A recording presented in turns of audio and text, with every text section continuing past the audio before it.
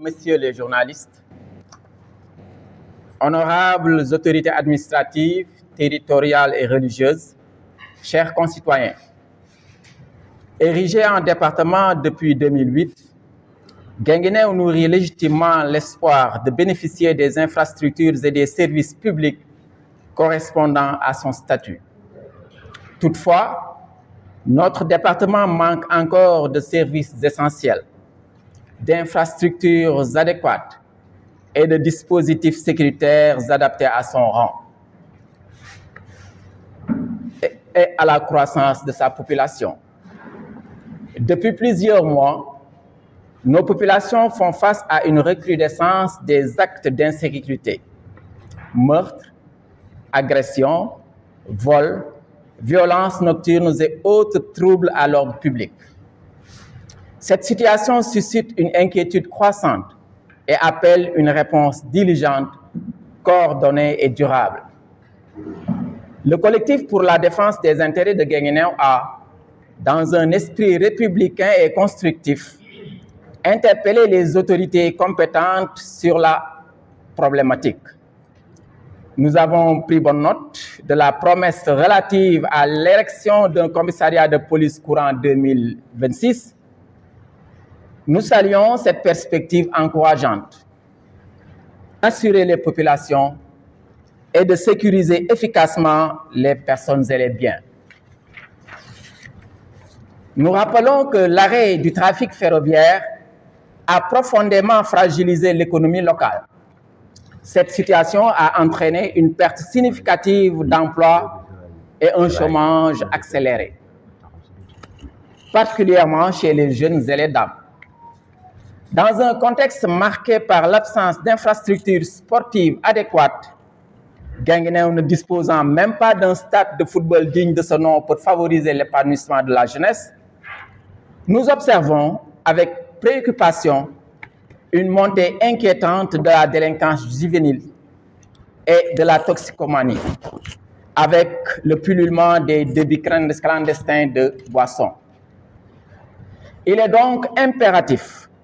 d'apporter une réponse globale, combinant sécurité, encadrement et perspectives socio-économiques. Dans cet esprit, le collectif a proposé à titre gracieux et provisoire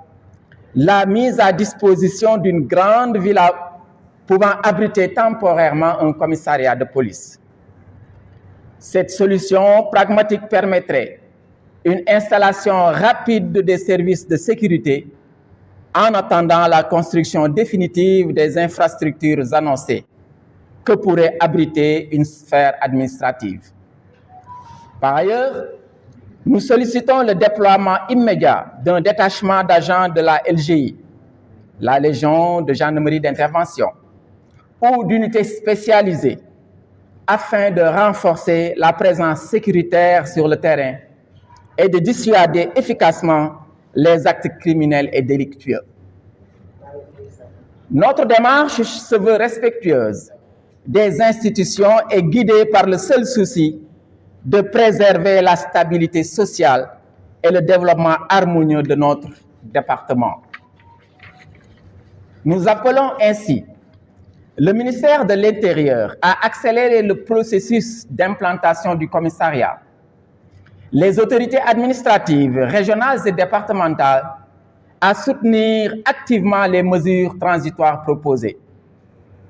les collectivités territoriales et partenaires au développement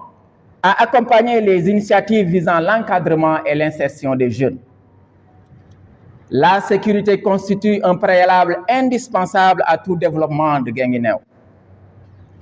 En tant que département, il mérite les réponses à la hauteur des défis auxquels il fait face. Le collectif pour la défense des intérêts de Guinguinéo réaffirme sa disponibilité au dialogue et à la concertation pour l'intérêt supérieur de notre territoire. Nous vous remercions de votre attention. Guinguinéo ci kaddu gi El Hadj Cheikh Goumbala,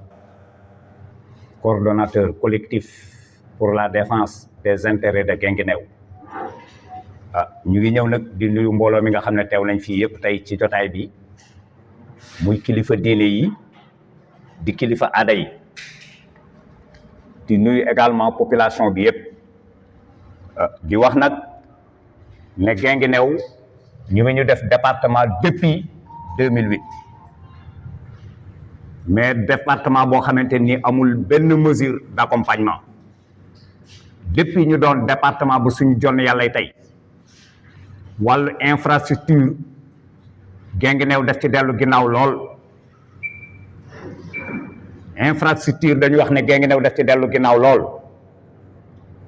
ba tax 2008 ba suñu jonn yàlla tey dëkk bi mënta am benn avancement booy xool tey jii ci dëkk bi ñu ne lépp loo xamante ne nii ay service la yu nekk ci dëkk bi tey dañ ko jël en location lépp loo xamante ne nii muy commissariat muy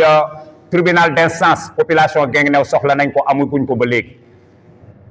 trésor public population Guinguinéo soxla nañ ko jusqu'à présent amaguñ ko lii nga xamante ne nii aussi mooy suñu stade bi depuis 2005 mu ngi taxaw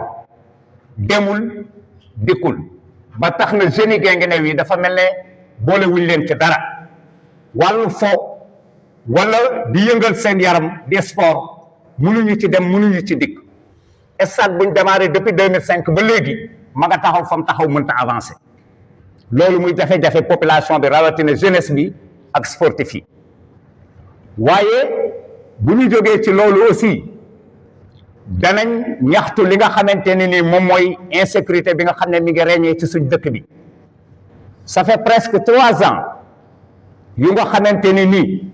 ñetti bakkani doomi aadama wadd nañ fii ci dëkk bi ci dëkk muy fii ci gaar bi suñu jigéen ba ñu ngi koy jooy ba nëga ni noppeeguñ muy Kumba Daali Jallo yal na yàlla yërëm ko te jégal ko ñu avancé quelque temps après le vieux Mbay Ndaw ñu jël fi bakkanam yal na yàlla yërëm ko te xare ko aljana ñu jóge ci loolu tout récemment suñu jarbaat Cheikh Ndiaye fii la ñu jël bakkanam ba pare gas ko suul ko ci armeel yi 40 jours après ci lañ koy doog a découvrir ñu profité ci occasion bi di remercier enquêteurs yi nga xam ne ñoom ñoo nekkoon ci liggéey boobu ba teg loxo ñi nga xamante ni ñoom ñoo doon def jëf ju ñaaw jooju muy nag jaaxle boo xam ne askanu Guinguinéo jaaxle nañ ko lool tiit boo xam ne aussi askanu Guinguinéo tiit nañ ko lool depuis chemin de fer bi mu taxawee ba suñ jonn yàlla tey population bi jeunesse bi dañoo nekk di taxawaalu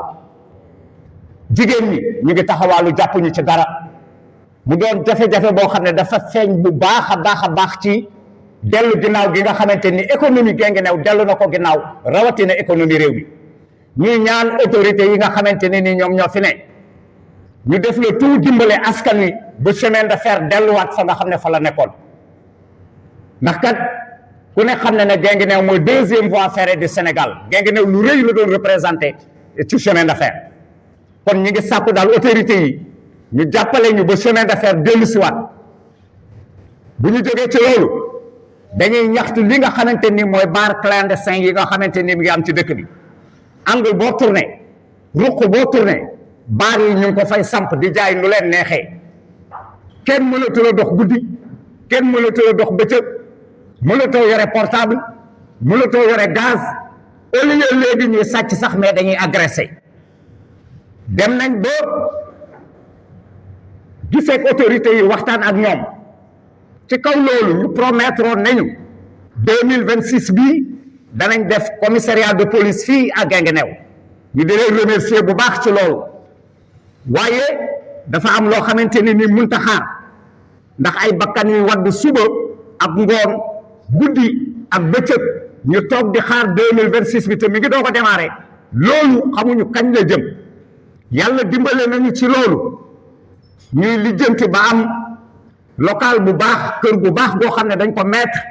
à la disposition des autorités pour que ñu dimbale ñu nu mu gën a gaawee ñu installer ñu commissariat de police en attendant ñoom ñuy mën a tabax ki def lii nag góorgóorlu na lool pour sécuriser li nga xamante ni moom mooy population bi te kat sécurité état moo ñu ko yoreel moo ñu war a sécuriser waaye sécuriser également suñu alal tey kenn mënatu la dox guddi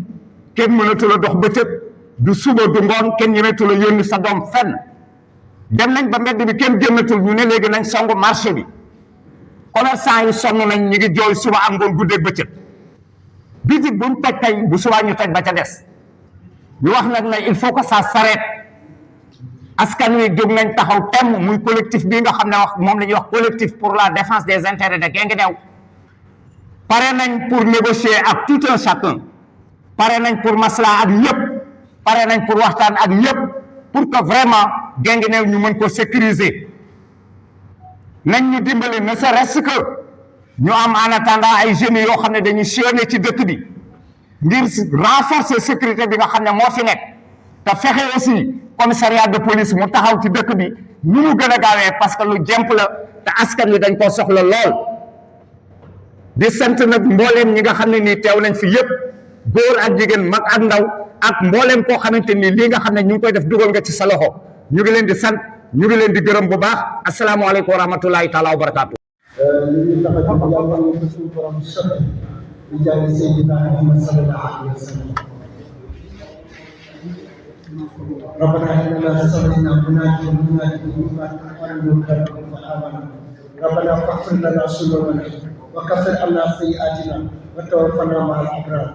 ربنا وآتنا ما وعدتنا على رسلك ولا تخزنا يوم القيامة إنك لا تخلف الميعاد اللهم انصر من نصر الدين وانصر من قتل المسلمين برحمتك يا أرحم الراحمين سبحان ربك رب العزة عما يصفون والسلام على المرسلين والحمد لله رب العالمين.